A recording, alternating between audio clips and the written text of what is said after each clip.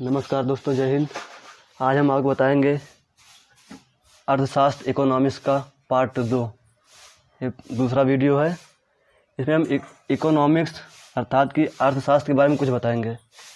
अर्थशास्त्र को दो भागों में बांटा गया है: समष्टि अर्थशास्त्र, सूक्ष्म अर्थशास्त्र।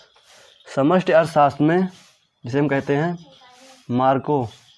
माक्रो इकोनॉमी, इसमें देश या विदेश की समस्त अर्थव्यवस्था के बारे में बात की जाती है। देश या विदेश की समस्त अर्थव्यवस्था के बारे में इसमें बात की जाती है। और जो होता है सूक्ष्म अर्थशास्त्र, माइक्रो इकोनॉमिक्स, इसके अंतर्गत व्यक्तिगत परिवार की अर्थव्यवस्था के बारे में बात की, जैसे कि हमारे देश के अंदर या हमारे परिवार के बारे में, उसकी अर्थव्यवस्था के बारे में बात की जाती है। जैसे कि रिलायंस हो गया, टाटा हो गया, कोई और कारखाने हो गए, उनके बारे में हमें यहाँ पता करना होता है। उनके बारे में यहाँ अर्थव्यवस्था की बात होती है।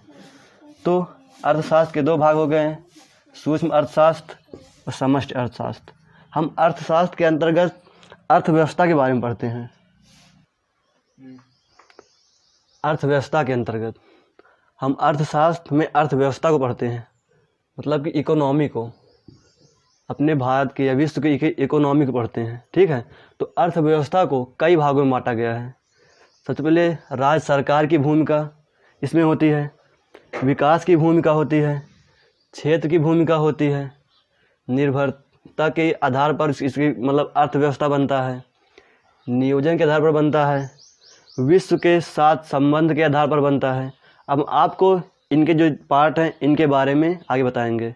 हम आपको बताएंगे राज्य सरकार की भूमिका, विकास की भूमिका, क्षेत्र की भूमिका और नियोजन के आधार पर भूमिका।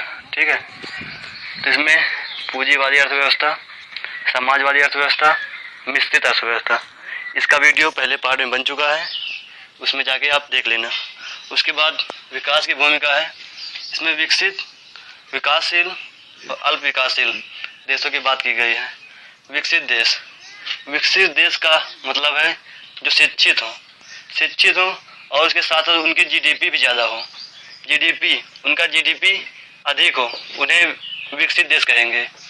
उसके बाद विकासशील देश जो कम शिक्षित तो हैं परंतु कम शिक्षित हैं और उनकी जीडीपी उतना ज़्यादा नहीं है शिक्षित देशों की तरह या विकसित देशों की तरह। ठीक है। उसके बाद अल्प विकासशील जो विकासशील तो हैं लेकिन विकसित की ओर बढ़ रहे हैं, लेकिन अग्रसर हैं, लेकिन वो वहाँ पर जा नहीं पा रहे हैं। उसके बाद बताएंगे क्षेत्र की भूमिका। इसमें तक अर्थव्यवस्था, औद्योगिक अर्थव्यवस्था, सेवा अर्थव्यवस्था। कृषि अर्थव्यवस्था तात्पर्य है कि इसका 50%, कृषि अर्थव्यवस्था का 50% जीडीपी में अगर जाए तो उसे अर्थव्यवस्था में कहते हैं। औद्योगिक क्षेत्र, औद्योगिक अर्थ है जैसे कि कोई फैक्ट्री हो गया, कारखाने हो गए, उद्योग धंधा हमारा, अगर उसमें उसका 50% जीडीपी में जाता है तो उसे औद्योगिक अर्थव्यवस्था कहते हैं। और सेवा अर्थव्यवस्था, सेवा जैसे बैंकिंग हो गई, हमारी कोचिंग संस्थान हो गई और बहुत सेवाएं हैं। ठीक है। इनका 50% अगर जीडीपी में जाता है तो उसे सेवा अर्थव्यवस्था कहते हैं। और बताएंगे निर्भरता के आधार पर और नियोजन के आधार पर। निर्भरता के आधार पर आत्मनिर्भर, आश्रित, परस्पर निर्भर। आत्मनिर्भर जो अपने ऊपर पूर्ण रूप से निर्भर हो उसे आत्मनिर्भर कहते हैं। जो अपने यहाँ ही खुद बनाए, कोई माल अपने यहाँ ही बनाए, उसको अपने यहाँ बेचे, उसे आत्मनिर्भर कहेंगे। आश्रित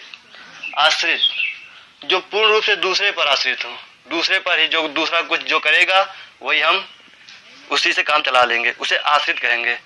और परस्पर अर्थव्यवस्था, इसमें एक दूसरे के साथ परस्पर काम करना, कि कुछ तुम करो, कुछ हम करें, या हम जो करें आप करो। वो जैसे कि सब्जी हो गई, सब्जी फल हो गया, ये परस्पर निर्भर है। यहाँ सब्जी जाती है, फल जाता है, वहाँ से कुछ हमारे यहाँ आता है, उसे कहते हैं परस्पर निर्भर। उसके बाद है योजनाबद्ध। हम कोई काम करते हैं तो उसको योजना बनाए करते हैं। पहले हम योजना बना लेते हैं कि हमको ये काम करना है। जैसे हमको पढ़ाना है तो पहले हम योजना बना लेते हैं कि हमको पढ़ाना है। ठीक है। और गैर योजनाबद्ध, जिसमें हम तत्काल कोई ना कोई काम करने लगते हैं बिना योजना के।